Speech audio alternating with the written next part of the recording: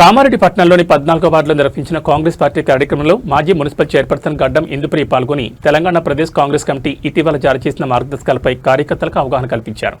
ఈ సందర్భంగా మాట్లాడుతూ కాంగ్రెస్ పార్టీ ఎల్లప్పుడూ ప్రజల సంక్షేమం, సామాజిక బాధ్యత, గాంధేయ సిద్ధాంతాలకు కట్టుబడి ఉంటుందని అన్నారు.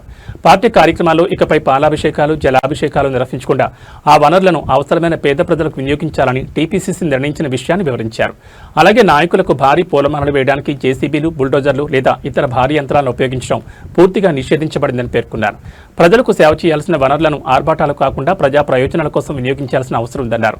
కాంగ్రెస్ పార్టీ నిరాడంబరత, వనరుల సంరక్షణ, సామాజిక న్యాయం, ప్రజాసేవ అనే విలువలను ప్రతి కార్యకర్త ఆచరణలో చూపించాలని పిలుపునిచ్చారు.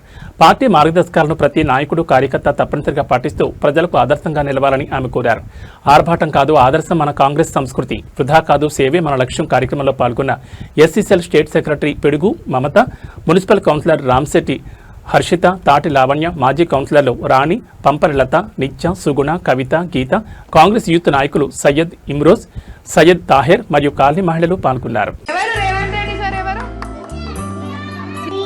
రేవంత్ రెడ్డి గారు, అలాగే మన పిసిసి మహేష్ కుమార్ గౌడ్ గారు, మన తెలంగాణ ఇన్ఛార్జ్ మీనాక్షి నటరాజన్ గారు ఒక మంచి డెసిజన్ తీసుకున్నారు. ఇట్లా పొలిటికల్ లీడర్స్ ఉంటారు కదా, వాళ్ళకి పాలాభిషేకాలు చేస్తారు. ఇట్లా ఫోటో పెట్టి పాలు పోస్తారు. ఇట్లా పాలు పోసేటప్పుడు ఆ పాలన్నీ వేస్ట్ అయిపోవా, కిందికి వెళ్ళిపోయి.